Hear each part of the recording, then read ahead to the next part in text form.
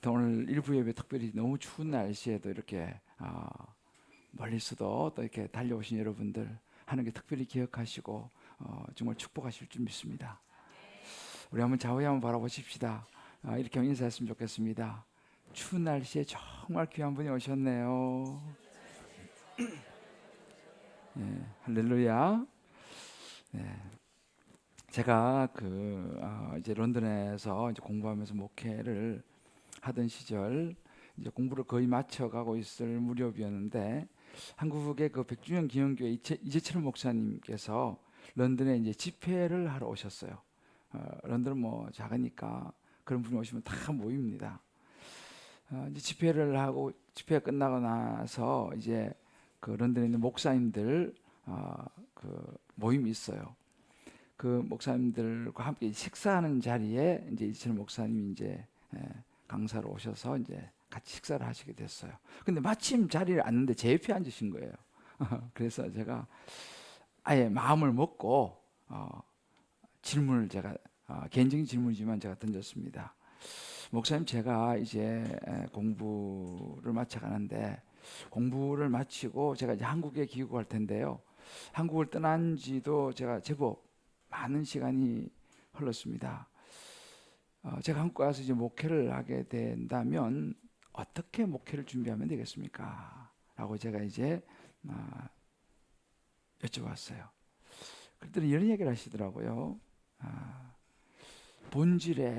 목사님 본질에 충실하시면 됩니다.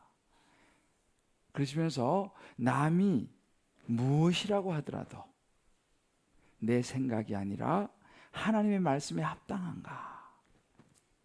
정말 하나님이 보시기에 바른 길인가를 생각하면서 하세요. 본질에 충실하면 다른 것은 따라올 것입니다. 이렇게 얘기하셨어요. 제가 짧은 대답이었지만 이 목회 본질에 대해서 다시 한번 생각하는 참 중요한 계기가 되었습니다. 그리고 이제 공부를 마치고 여기 사랑의 교회 서초동 우리 옥하는 목사님의 부름을 받고 제가 이제 부목사로 이제 귀국하면서 사역을 하게 됐어요. 그래서 옥하는 목사님께 제자 훈련을 이제 배우면서 제자 훈련 사역을 하면서 이 목회의 본질이 어디서 나오는가를 제가 이제 알게 됐는데 그 목회의 본질은 교회의 본질, 목회를 하는 곳은 교회지 않습니까? 교회의 본질에서 목회의 본질이 나온다라는 것을 제가 이제 제자훈련 배우면서 옥하는 목사님께 제가 배우게 되었습니다. 그러니까 교회의 본질, 교회가 무엇인가를 바로 알 때에 올바른 목회의 본질을 따라갈 수 있다라는 것이죠. 그래서 그때 이후로 항상 우리가 그런 말 있지 않습니까? 힘들면 기본으로 돌아가라. 그죠? 그래서 제가 목회를 하는 여러 과정 속에서 이런저런 일이 오면 저는 다시 그 자리로 돌아갑니다. 목회의 본질, 교회의 본질, 교회가 무엇인가 라고 하는 이 본질로 다시 돌아가서 생각하면서 시작을 하곤 했습니다. 이번에도 우리가 이제 학교에서 갑작스럽게 이렇게 얘기 나오게 되면서 다시 붙잡은 게 뭐냐면 교회가 무엇인가 라는 부분이었어요. 여러분이 잘 아시지만 제가 또 가끔씩 말씀드리는데 확실한 것은 교회는 건물이 아니라 사람입니다. 고린도전서 1장 2절 말씀 보게 되면 교회를 정확히 이야기해 주고 있어요. 고린도에 있는 하나님의 교회, 곧 이 교회가 뭐냐? 곧 그리스도 예수 안에서 거룩하여지고 성도라 부르심을 받은 자들, 이게 교회입니다. 예수 안에서 예수 믿고 거룩하여져서 성도라 부르심을 받은 자들, 또 각 처에서 우리 주 곧 그들과 우리 주 대신 예수 그리스도의 이름을 부르는 모든 자들, 사람이라는 거예요. 그래서 교회는 세상에서 부름받아 예수 믿고 예수 이름을 부르고 거룩해진 사람, 이게 교회입니다. 그러나 이것이 교회의 전부는 아니에요. 또 중요한 교회의 한 본질이 뭐냐면 요한복음 20장 21절 말씀입니다. 예수님께서 이제 죽으시고 십자가에 죽으시고 부활하셔서 이제 성천하시기 전에 주신 중요한 메시지가 이것이었습니다. 또 이르시되 너희에게 평강이 있을지어다라고 말씀하시면서 아버지께서 나를 보내신 것 같이 하늘에서 하늘 보좌를 버리고 이 땅에 우리를 구원하시기 위해서 예수님 자신을 보내신 것처럼 나도 너희를 보내노라. 이게 교회라는 것입니다.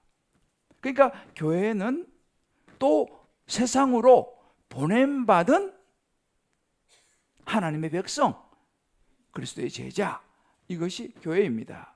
그러면 그 제자가 무슨 일을 해야 되느냐 했을 때 예수님이 주셨던 마지막 메시지가 여러분 너무너무 잘 아시는 마태복음 28장 19절이에요. 그럼 세상 가서 뭐 할 거냐? 너희는 가서 모든 민족을 제자로 삼아야 된다. 제자 삼는 사역을 해야 된다. 세상에 나가서 예수 믿는 사람들을 불러 모으고 그들을 제자로 삼아서 아버지와 아들과 성령의 이름으로 세례를 베풀고 쭉 나오죠. 자, 그럼 여기서 우리가 알 수 있는 아주 명확한 교회가 무엇인가를 우리가 알 수 있습니다. 우리가 흔히 말하는 좋은 교회, 건강한 교회는 어떤 교회인가 라는 것이 딱 나오죠. 좋은 교회, 건강한 교회는 물론 뭐 좋은 건물과 뭐 많은 시설이 좋으면 좋겠습니다만 그것은 사실은 본질은 아니에요. 뭐냐면 좋은 교회, 건강한 교회는 교회의 사명을 다하는 성도들이 있는 그런 교회. 어떤 사명입니까? 내가 예수 믿고 세상으로 가서 제자를 삼는 그런 성도들이 모인 그런 교회는 하나님께서 건강한 교회다, 좋은 교회다 라고 말씀하신다는 거예요. 저와 여러분은 좋은 교회, 건강한 교회를 다닐 수 있게 되시기를 주의 이름으로 축복합니다. 그러면 주님 기쁨의 교회는 좋은 교회인가? 이걸 이제 우리가 생각해 봐야 되잖아요, 그죠? 주님 기쁨의 교회는 좋은 교회인가? 건강한 교회인가? 그것을 뭘로 알 수 있느냐? 간단합니다. 주님 기쁨의 교회는 예수를 믿지 않는 사람들, 예수를 모르는 분들이 계속적으로 오느냐? 이걸 보셔야 돼요. 그리고 와서는 예수 믿는 일이 일어나느냐? 그리고 예수 믿고 나서 교회에서 양육과 훈련을 잘 받아가지고 여기에 머무는 게 아니라 각자의 삶의 현장으로 가서 세상으로 가서 거기서 제자로서의 삶을 살아가는가? 그런 성도들이 많은가? 이것을 보면은 주님 기쁨의 교회가 건강한 교회인가, 이 교회는 다닐 만한 교회인가를 우리가 알 수 있다는 사실이에요. 저는 올해 이제 갑작스럽게 이 3년동으로 우리가 이제 예배 공간을 옮기게 되었지만 기도하면 할수록 하나님의 계획이 있을 것이다라는 그런 확신이 와요. 할렐루야. 그게 뭔지는 잘 알지 못하지만 중요한 것은 뭐냐? 예수 그리스도의 복음, 본질, 교회의 본질, 목회의 본질, 이것을 다시 한번 확실하게 붙잡으라는 것이죠. 할렐루야. 그래서 이제 우리 토요일마다 이제 교육자들이 전부 다 전도 나갑니다. 어제도 날씨가 추웠지만 모여서 예수가 희망이다 외치고 우리가 정말 500달란트 빚진 자의 심정으로 예수님의 사랑을 전하자 해서 전도지 들고 이 동네를 누볐어요. 보는 사람들 얘기해서 안녕하세요. 여기 교회가 새로 들어왔습니다. 제가 이렇게 인사했어요. 사람들은 뭔가 새로운 거, 그죠? 음식점도 새로 열면 가보고 싶잖아요. 그래서 내가 여기 교회가 새로 들어왔습니다. 교회가 새로 시작됐습니다. 이런 말을 안 했어요. 새로 들어왔습니다. 한번 와보세요. 그래요? 관심을 가지더라고요. 어떤 분은 거기 지나가면서 본 것 같습니다. 저와 여러분, 우리 주님 기쁨의 교회는 하나님께서 찾으시는 좋은 교회, 건강한 교회가 될 수 있게 되기를 주의 이름으로 축복합니다.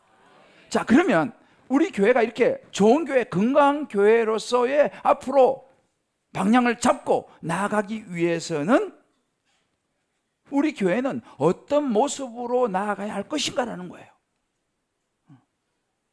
복음, 저와 여러분이 복음의 길로 교회의 본질,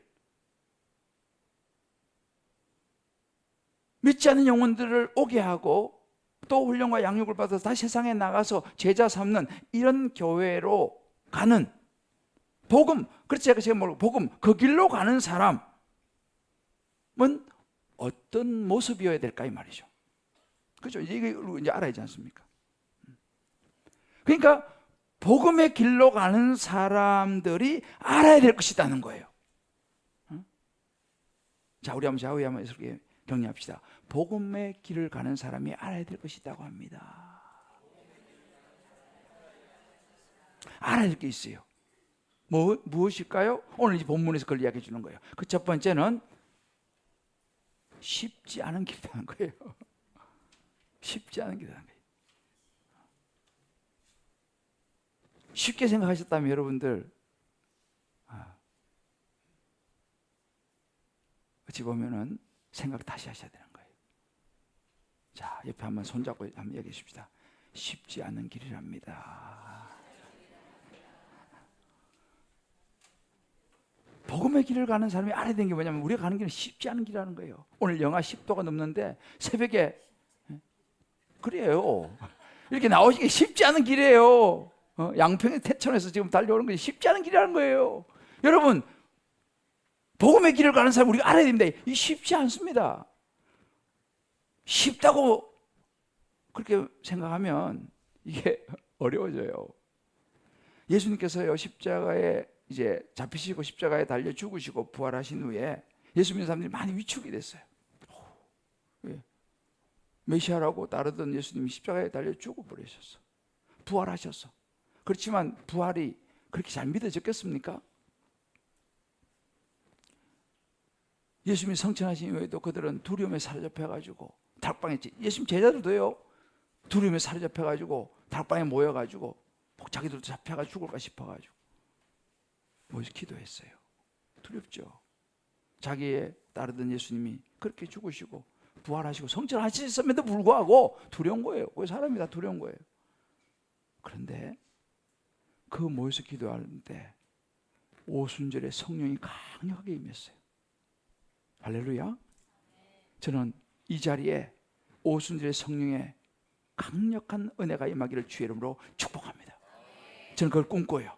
이 자리에 앉아서 말씀 듣다가 기도하다가 성령의 충만함을 받아보는 거예요. 방언이 터진 역사 일어나기를 기도합니다.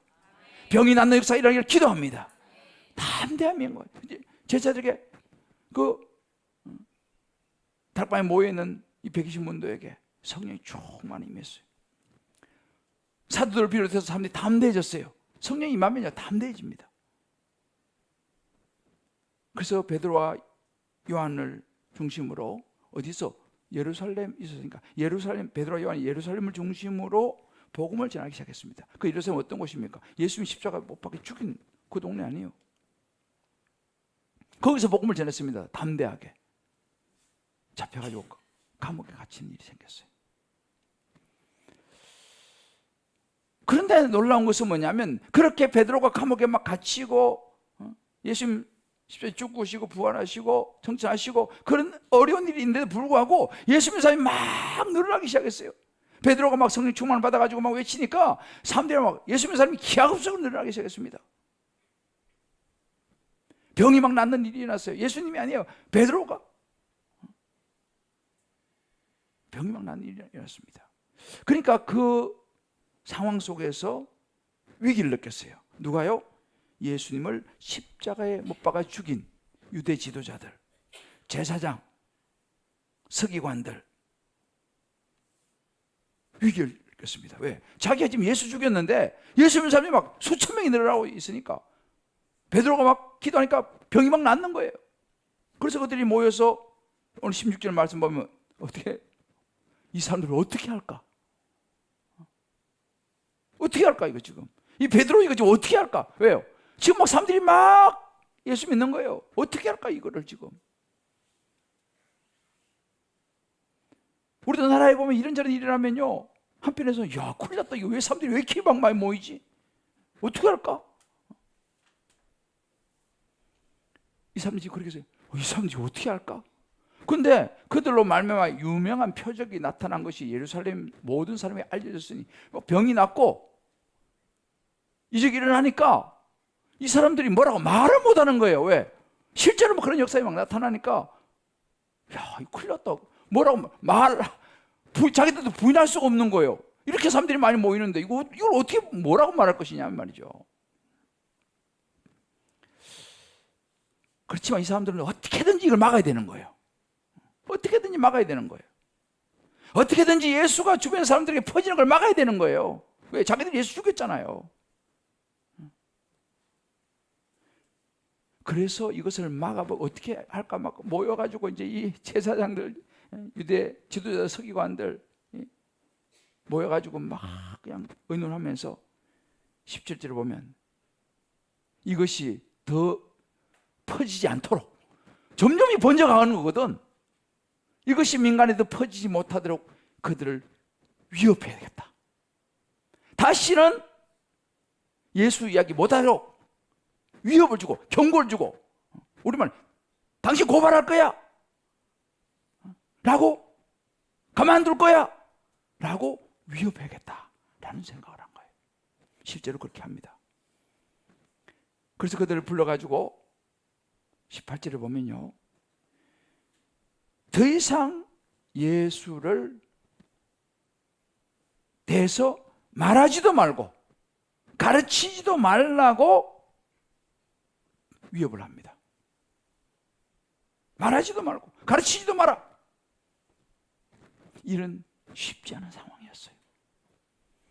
자 보세요. 복음을 따라가는 사람의 길이 이래요.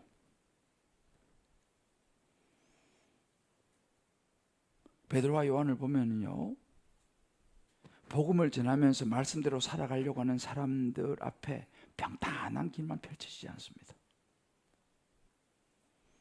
우리 개인도 그래요. 교회도 마찬가지입니다.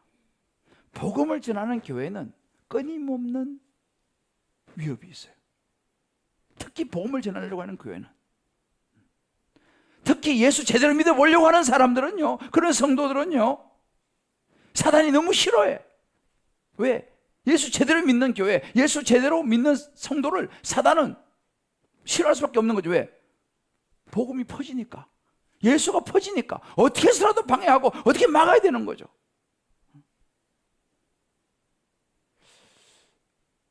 제가 아는 아주 가까운 목사님, 제게는 이제 그 시골에 형님뻘 될 분인데 이 목사님이 큰 교회 담임을 하셨어요. 근데 어느 날 우울증이 왔어요. 공황장애가 왔어요. 막 교회 이런저런 일들 때문에 저는 뭐 몰랐지만 나중에 이제 알게 됐어요. 그 결국 목회를 그만뒀어요.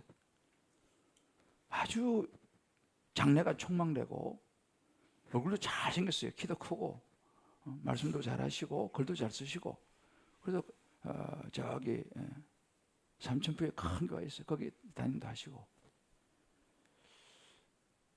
근데 그만뒀어요. 나중에 제가 이야기를 듣게 됐어요. 이런저런 일 때문에 하여튼 이제 공황이 온 거예요. 그러니까 목회를 할 수가 없잖아요.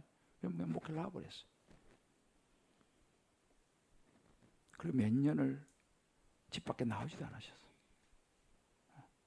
사람이 다 싫고 만나기 싫고 막 해가지고 그러다가 이제 몇 년 후에 다시 하나님 앞에 기도하면서 교회를 다시 시작하게 됐어요. 그 지금 이제 하나님에서 이제 교회를 개척해서 하고 있어요.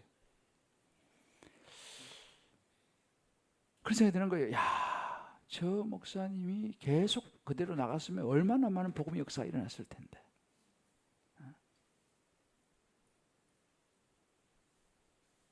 야, 너무 아쉽다. 여러분, 우리가요 편하게 신앙생활하면 아무 일도 일어나지 않아요. 그러나 예수 제대로 믿어보려고 하는 이런 성도에게는요 끊임없이 이런저런 일이 생깁니다. 왜요? 영적 싸움이 있어요. 교회도 마찬가지예요.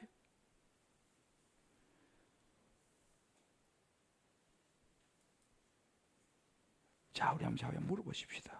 요즘 별일 없습니까? 별일 없으면은 이 사단에 관심 밖에 있는 사람이에요.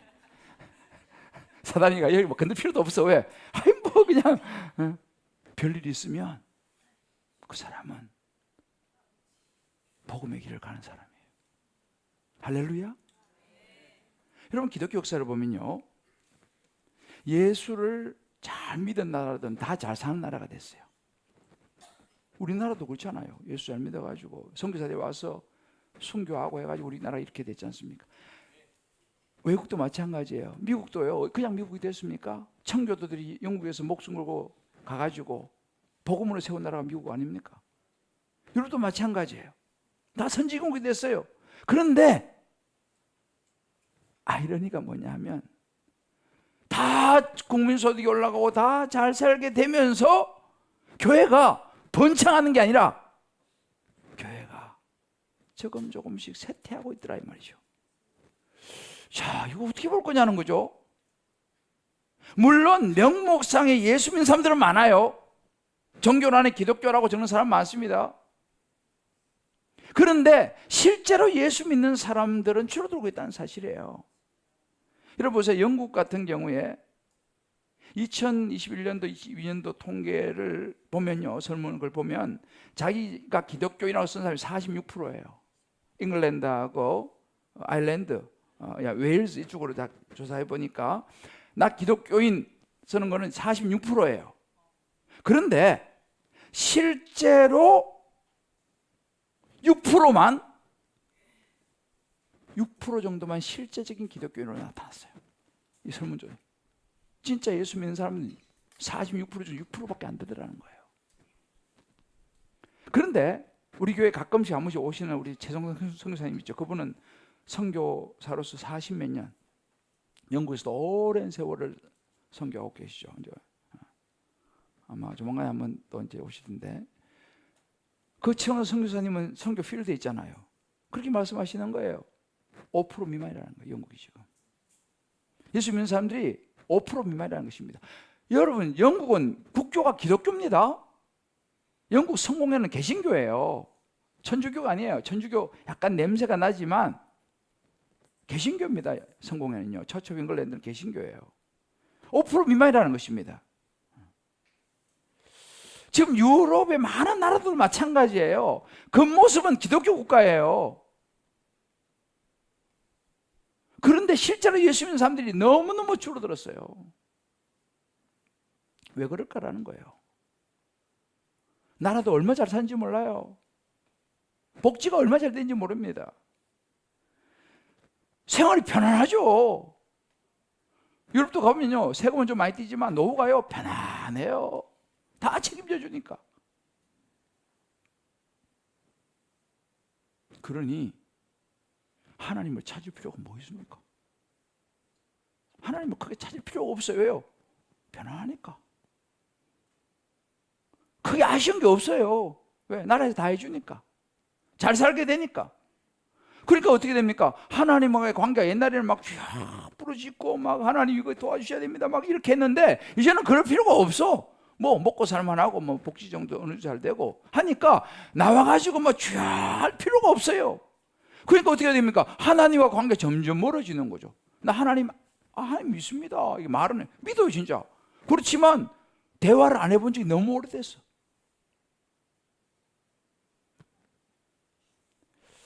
그러면서 점점 교회가 모이기를 힘쓰지 않습니다. 교회가 점점 안 모이니까 어떻게 됩니까? 점점 사람들이 없어지고 교회가 문을 닫아요. 지금 뭐 영국 같은 경우는 저는 이제 거기 오래 살았기 때문에 그래서 다 봤어요, 제가요. 지금은 더 심각해요. 기독교 국교를 가진 나라의 총리가 무슬림이에요. 정말 주여예요, 주여. 자녀들이 있잖아요. 예수 몰라요. 저는 깜짝 놀랐습니다. 전 지금도 기억을, 정말 제가 윈블던 살았거든요. 윈블던 역 앞에 전도하는데 학생들이 와요. 제가 물었습니다. Do you know Jesus Christ? Who is Jesus Christ? I don't know. 깜짝 놀랐어요. 거기는 부활절 방학, 크리스마스 방학이 있어요. 방학이 부활절 이름이 이스터 홀리데이예요. 크리스마스 홀리데이. 그러니까 방학이라는 이름 자체가요, 기독교라니까요. 그런데 예수를 몰라요. 이게 현실입니다. 한국도 마찬가지예요. 한국도 지금 한때는 기독교 인구가 1200만이라고 그랬어요. 지금요 500만, 600만 정도로 얘기해요. 절반으로 줄었습니다. 아마 코로나를 지나면서 아마 더 줄었을 거라고 생각해요. 자, 왜 그렇겠습니까? 같은 맥락이에요. 우리는 갈수록 편하게 예수 믿고 싶어져요. 정말 우리가 무서워야 될 이 말이 있다면요, 아유, 이제 좀 편하게 살고 싶어. 왜? 사람이 힘들고 어려운 일을 자꾸 만나다 보면은 우리가 아이고 이제 좀 편하게 살고 싶어, 그런 마음이 들어요. 뭐 저도 다 그렇죠. 그런데 문제는 뭐냐면, 아이고 이제 신앙생활도 좀 편하게 하고 싶어. 신앙생활 안 한다는 게 아니에요. 아이고 좀 편하게 하고 싶어. 아이고 나 이제 막 복잡하고 싫어. 여러분, 이거 얼마나 무서운 말인지 몰라요. 이게 사단의 함정이에요. 이게 사단의 함정이에요. 물론 현대 사회가 구조가 바뀌기도 했습니다만은 분명한 것은 뭐냐? 사단 마귀가 우는 사자같이 다니면서 두루 삼킬 자를 찾아가지고 삼켜서 지옥으로 데려간다는 거예요. 예수 안 믿게 만들고 예수님 잃어버리게 만들고 지옥으로 데려간 것이, 이게 사단의 작전입니다. 오늘 많은 사람들이 나 하나님 믿어요 라고 말을 하는데 교회를 안 와. 예수님이 오죽했으면요 좁은 문으로 가라 그랬겠어요. 좁은 문으로 가라. 왜? 다 편안한 길을 원하니까. 예수 믿어도 세상 사람들이 좀 누릴 거 다 누리고 먹을 거 다 먹고 세상 사람들하고 똑같이 편안하게 살고 싶으니까. 여러분, 예수님께서 말씀하세요. 마태복음 7장 13절 14절에 보면 좁은 문으로 들어가라. 같이 읽어볼까요? 자, 시작. 좁은 문으로 들어가라. 멸망으로 인도하는 문은 크고 그 길이 넓어 그리로 들어가는 자가 많고. 14절. 생명으로 인도하는 문은 좁고 길이 협착하여 찾는 이가 적음이라. 우리가 살고 있는 시대 아닙니까?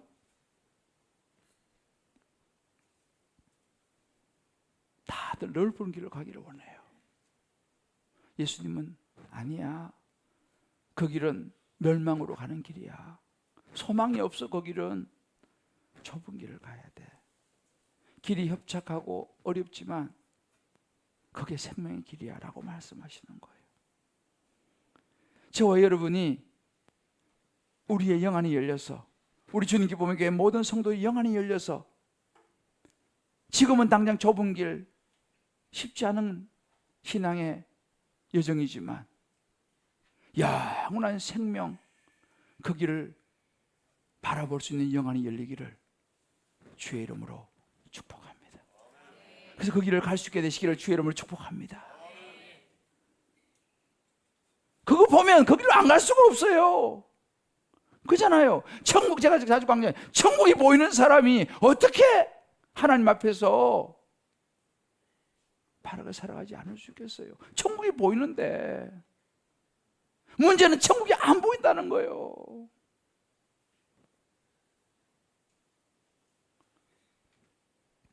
저와 여러분에게는 천국이 올 수 있게 되시기를 주의 이름으로 축복합니다.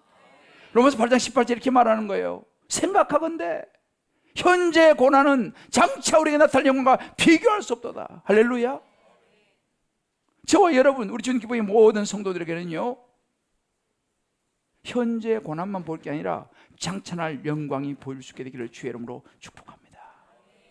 장차 나타날 영광을 봐야 돼요. 이 땅이 끝이 아닙니다.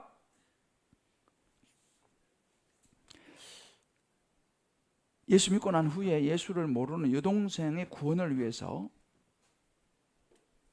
지금보다 하나님께서 주실 상금, 그날 생각하면서 주님이 있으라는 자리를 지켜 가고 있는 한 집사님의 나눔이에요. 예수님이 있으라는 자리에 머물다 보면 미움, 배척, 모욕, 비난을 감수해야 합니다. 저에겐 여동생의 쌍욕과 막막을 들어가며 견뎌야 했던 수년의 시간이 있었습니다. 그러던 어느 날 나에게 팔복의 말씀이 임했습니다. 그래, 주님이 다 하실 거야. 내 삶의 결론이고 우리 가족의 결론인데 이제 무슨 말이든 다 듣고 오빠 대접하드려 하지 말아야지. 동생님이라고 생각하자. 그 영의 생각을 붙잡았습니다. 쉽지 않은 좁은 문을 선택한 거예요. 내가 견디자. 구원을 위해서 동생님이라고 생각하자. 그렇게 영의 생각을 붙잡았어요. 그런데 주님의 날, 그날이 임하였습니다. 이번 명절 때 그 여동생과 윷놀이도 하고 음식도 입에 넣어주며 자연스럽게 어울렸습니다. 7년만 일입니다. 여동생의 딸아이와 우리 집 아이들이 뛰노는 모습을 보며 행복했습니다. 가족의 화합과 관계 회복을 위해서 제가 한 것은 없고 그 좁은 길을 선택했더니 그날이 찾아온 것뿐입니다.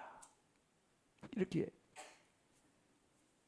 비록 미움, 배척, 모욕, 비난이 섞여 있을지라도 지금 주님께서 부르신 자리에서 그날이 찾아오길 기다리겠습니다.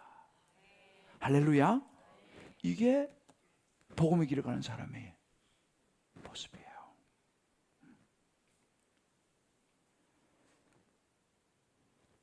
한번 적용해 보십시다. 예수님을 따르는 일로 어려움이나 불편한 일들이 있으신가요? 혹시 자꾸만 쉽고 편한 신앙의 길을 찾으려고 하지는 않습니까? 우리 각자 한번 적용해 볼 필요가 있어요. 가족들하고도 한번 이 문제를 놓고요, 한번 나눠보세요. 복음의 길을 가는 사람이 알아야 될 두 번째 말씀은요, 십자가를 선택하는 길입니다. 십자가를 선택하는 길이에요. 오늘 본문의 유대 지도자들, 제사장, 서기관들이 강력하게 위협하지 않습니까? 아까 하지 않습니까? 위협합니다. 더 이상 예수에서 말하지도 말고 17절에 보면 위협해요. 그들을 위협하여 아무에게도 예수 이야기하지 마라 경고하고요. 또 21절에 보면 다시 위협해가지고 보내줘요. 자, 이 상황이 상당히 어려운 상황입니다. 가만 안 두겠다는 거예요. 자꾸 예수 이야기하면. 그런데 여기서 이제 베드로와 요한이 이렇게 19절에 대답합니다. 같이 읽어봅시다. 시작. 베드로와 요한이 대답하여 이르되 하나님 앞에서 너희의 말을 듣는 것이 하나님의 말씀을 듣는 것보다 옳은가 판단하라. 할렐루야. 하나님 앞에서 너희 말 듣는 것이 하나님 말씀을 듣는 것보다 옳은가 판단하라는 거예요. 분별하라는 것입니다. 그러면서 20절에 이렇게 결단하는 거예요. 자, 같이 읽어보시죠. 시작. 우리는 보고 들은 것을 말하지 아니할 수 없다. 할렐루야. 무슨 말입니까?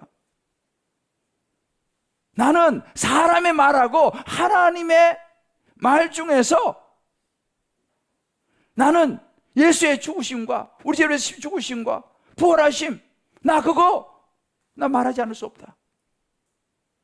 나는 지금 상황이 뭐 위협하고 뭐 내게 불이익을 주고 뭐 감옥에 갇히고 뭐 여러 가지 어려운 상황이 있지만, 그러나 나는 사람보다 하나님 말씀 듣는 거나 분별하면서 십자가의 복음의 길, 나 선택하겠다. 할렐루야. 베드로와 요한이 이거 선택한 거예요. 여러분, 이 대목은요, 요즘 우리가 누가복음을 묵상하고 있는데 누가복음 7장 22절 말씀 보면 이런 구절이 있어요.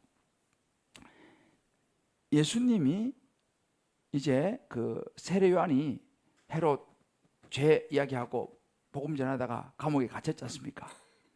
그를 찾아온 제자들에게 세례 요한이 가서 물어보라는 거예요. 예수님한테 가서 당신은 누구 오니까, 오실 거기가 당신이 오니까 물어보라고 그랬어요. 제자들이 가니까 예수님이 이렇게 되었습니다. 너희가 가서 보고 들은 것을 요한에게 알려라, 이렇게 했어요. 너희 가서 다른 말 하지 말고 보고 들은 거 요한에게 알리라. 뭘 보고? 맹인이 보고, 못 걷는 자 걷고, 나병한 자 받고, 기 먹은 사람들이 듣고, 죽은 자가 살아나며, 더 핵심은 뭔지 아세요? 복음이 전파된다라. 할렐루야. 여러분, 무엇이 진리냐? 복잡하잖아, 그죠? 복음이 전파되는지를 보셔야 돼. 할렐루야. 복음이 전파되는 거예요. 예수가 선포되어지느냐? 예수는 진리는 거짓이 없어요. 이걸 보셔야 됩니다. 예수님께서 말씀하신 치유와 이적도 중요해요. 그러나 핵심은 복음이 전파되는 거예요. 누가복음 7장 23절 이렇게 말합니다. 누구든지 나를 말하면 실족하지 않은 자는 복이 있다. 실족. 이 말은 뭐예요? 실족할 가능성이 많다 이 말이죠. 왜? 복음을 전하는데 감옥에 갇혀버렸으니, 야, 예수 믿는 사람이 감옥에 갇혔다? 뭐야 이거? 라고 실족할 수 있다 이 말입니다. 실족하지 않는 사람이 복이 있다는 거예요. 어찌 보면 어리석은 선택인 거예요. 위험한 선택인 거예요. 감옥 갈 수도 있어요. 여러분, 저는 참 목회하면서 부족한 것을 참 많이 느껴요. 야, 언제 사람이 될까? 참 부족하다 이 생각 많이 느끼는데요. 한 가지 여러분, 저를 보지 마시고 복음이 선포되어지는 것을 볼 수 있기를 바랍니다. 예수가 선포되어지는 것을 볼 수 있기를 바랍니다. 김대전 목사는요, 부족한 죄인이에요. 그러나 예수 그리스도 복음은요, 거짓이 없어요. 할렐루야. 십자가에는 거짓이 없어요. 복음이 전파되어지는 걸 보셔야 돼요. 복음이 선포되어지는 걸 보셔야 돼요. 우리의 분별과 선택 기준은 예수 그리스도의 십자가의 길인 줄 믿으시길 바랍니다. 한 집사님 이런 나눔을 했어요. 대학 때 예수님을 영접했지만 그럭저럭 신앙생활을 해오던 분이셨어요. 근데 우리 주님 기쁨의 교회로 오셔서 제자훈련을 받게 되셨어요. 그러니까 제자훈련을 받으면서 숙제가 뭐냐면 금요기도에 참석하기 그 숙제를 내셨던 것 같아요. 그래서 그 숙제하기 위해서 금요기도에 왔다가 성령의 불을 받은 거예요. 성령을 체험했어요, 이분이. 그리고 대학교 때 영접했던 예수님을 다시 한번 그리스도시요 살아계신 하나님의 아들이라고 진심으로 또 고백하게 됐어요. 이 집사님의 나눔이에요. 아들의 강박으로 지금은 아이를 돌봐야 할 때임을 분별하고, 소위 세상에서 아주 잘 나가던, 이분은 아주 잘 나가는 전문 직장인이에요. 여자분이에요. 그런데 은혜를 받고 말씀 보면서, 내가 지금 내 아이를 위해서 직장 내놔야겠다. 직장 그만뒀어요. 이거 보통 어려운 게 아닙니다. 그동안 쌓아놓은 커리어와 거기에 따라서 또 물질도 내려놔야 하잖아요. 그거 잘 나가던 수입이 많지 않습니까? 요즘 여자분들 수입 많거든요. 그것을 내려놓고 엄마의 자리를 적용했어요. 선택했어요. 그럼 이런 고백을 합니다.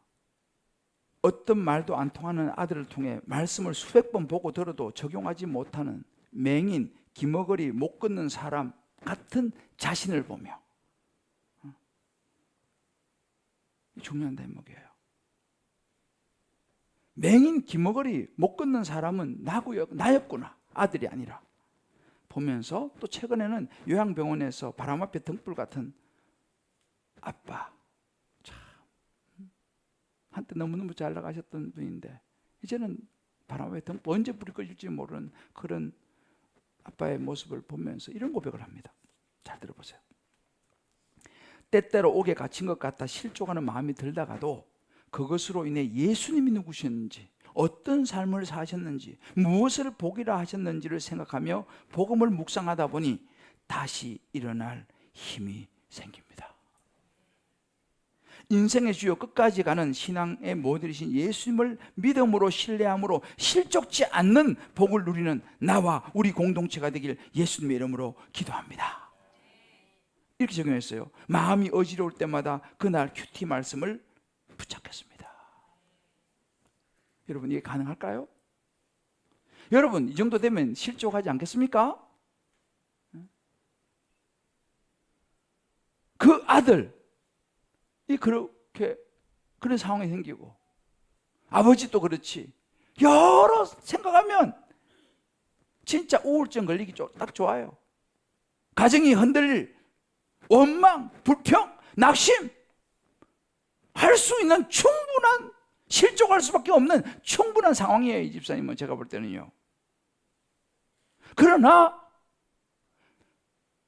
그게 아니라 환경과 지금 현재 상황이 여러 가지 어려운 일들 있지만 그 가운데에서 하나님의 인도하심을 받는, 말씀을 붙잡고 다시 일어나는 이 집사님 멋있지 않습니까? 정말 저는 이런 집사님에게 박수를 보내고 싶어요. 박수를 한번 보내주십시다. 할렐루야. 복음을 분별하고 십자가 길을 선택한 분이에요. 그런 것을 보면서 실족하지 않는 복을 붙잡는 거예요. 참 멋있어요. 저는 우리 교회 이렇게 집사님들, 우리 장로님들, 권사님 보면요, 정말 어떨 때 내가 부끄러워질 때가 있어요. 내가 그런 상황이라면 나는 과연 그럴 수 있을까? 여러분, 존 버니에선 철로 역정을 보면요, 그 한 성도가 천성을 이루기까지 여러 코스와 시험과 유혹이 많은데 그 중에 큰 거 하나 뭐냐면 쉽고 편한 길로 가려고 하는 세속성의 도성을 지나가야 돼요. 의심의 성을 지나가야 됩니다. 절망의 거인을 만나요. 나태함과 게으름에 빠질 마법사의 땅을 통과합니다. 이게 다 우리 이야기잖아요. 그런데 이 성도가 어떻게 끝까지 천국에 이르느냐 보니까 그 모든 과정 속에서 흔들리지 않는 십자가의 복음, 믿음이 그를 도와주는 거예요. 할렐루야. 이거에 대한 자세한 제가 이번 주 금요 기도회 때 나누겠습니다. 한번 적용해 보십시다. 여러분, 사람의 말을 들으십니까? 보고 들은 하나님의 말씀인 복음을 붙잡으십니까? 내 삶의 모든 일의 분별과 선택의 기준이 사람인가요? 예수 그리스도의 십자가의 길인가요? 사랑하는 성도 여러분, 제가 오늘 이른 아침 새벽에 한 목사님이 제게 제 그 인생 너머라고 하는 책을 읽으신다는 것 같아요, 이분이. 그래서 저에게 문자를 보내왔어요. 제가 오늘 새벽에 일어나서 말씀 쭉 마무리하는데 이 문자가 딱 온 거예요. 이 새벽에 이렇게 왔어요. 대조 목사님, 우리가 걷는 길이 누군가의 영혼을 우리 주님께로 나가게 하는 일이기에 얼마나 소중한가를 이 아침 다시 떠올리며 기도하며 그럽시다. 주님께서 우리를 기뻐하시도록. 이게 제 설교의 결론으로 하나님 주신 말씀이에요. 이분이, 제가 오늘 이 설교가 좀 전혀 모르잖아요. 근데 이 문자를 오늘 새벽에 딱 보내왔어요. 제가 다시 읽어드릴게요. 대조 목사님, 우리 모두에게 주신 말씀이에요. 우리가 걷는 길이 누군가의 영혼을 우리 주님께로 나가게 하는 일이기에 얼마나 소중한가를 이 아침 다시 떠올리며 기도하며 걸어가십시다. 우리 주님께서 우리를 기뻐하시도록. 여러분, 복음의 길은요 좁은 길이에요. 쉽지 않아요. 우리 쉬운 길보다 어려운 길을 선택하십시다. 편안한 신앙생활보다 우리 예수를 위한 좀 부담스럽지만 십자가의 길을 선택할 수 있는 저와 여러분 되시기를 주의 이름 축복합니다. 제가 이 말씀을 준비하면서 딱 떠오른 게 뭐냐면 저 양평, 태촌, 남양주, 덕소, 저 수원, 미사, 저 위례도 뭐 여기 그 외에 먼 곳에서 교회 오시는 분들을 제가 떠올렸어요. 여러분, 양평에서 여기까지 멀어요. 50km. 거기는 뭐 교회가 없습니까? 그 새벽에 달려와가지고 안내하고 주차 봉사하고 교사 봉사하고 세상 사람들이 보면서 저 어리석다고 말하지 않겠습니까?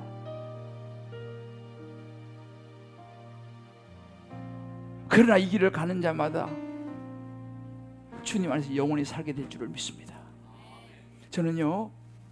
저도 여러분들도 이 말씀을 듣고 그냥 끝내지 말고 각자 한 가지씩 내가 복음을 위해서 결단하시길 바라요. 내가 주님을 위해서 뭘 할 수 있을까? 어떤 십자가의 길을 선택할 수 있을까? 저는 여러분들이 적어도 한 가지씩 내가 할 수 있는 거 선택하시길 바라요. 요즘 교사가 부족합니다. 전 요즘 다음 세대를 놓고 굉장히 많이 기도하고 있어요. 여러분들 다 적어도 고등학교 나왔잖아요. 그죠? 다 고등학교 나왔죠? 저희 어머님은 초등학교 나오셨는데 중학교만 나와도요 교사할 수 있어요. 중학교 다 나오셨죠? 초등학교 나와도 교사할 수 있어요. 교사로 다 지원해 주길 바래요. 안내로. 지난주에 사거리에서 보니까 저기서 막 오는데 저기 가서 서 있기만 해도 다 이쁘잖아. 다 잘생겼잖아요. 팻말 들고 서 있기만 해도 그것도 오는 거죠. 그거 보고 어떤 사람이 와서 예수 믿으면 우리 전도해야 됩니다. 무엇을 위해 전도합니까? 그것이 교회라니까요. 열심히 훈련받아야 돼요. 부담스럽죠. 훈련받는 거, 양육받는 거. 그것이 십자가의 길입니다. 양육받고 훈련받는 것을 투자하는 분이 있으시면 오늘 결단하시길 바래요. 십자가의 길을 가십시다. 예수가 희망이에요. 주님께 보면 교회는 복음 전해야 됩니다. 할렐루야. 예수 전해야 돼요. 여러분 주변에 안 믿는 사람들 한 명씩 어떻게라도 데리고 오세요. 예수 믿어야 될 거 아니겠습니까? 그게 교회예요. 로마서 8장 18절 생각하건대 현재의 고난은 장차 우리에게 나타날 영광과 좋기 비교할 수 없도다. 편안한 신앙생활을 선택하지 말고 예수를 위해서 십자가의 길을 선택하실 수 있게 바라요. 할렐루야. 그 모습 우리 자식들이 보는 거예요. 그게 신앙교육이에요. 주님 다시 오실 때까지 이 길을 가리라. 우리 한번 찬양 같이 하면서 우리 기도하고 우리 말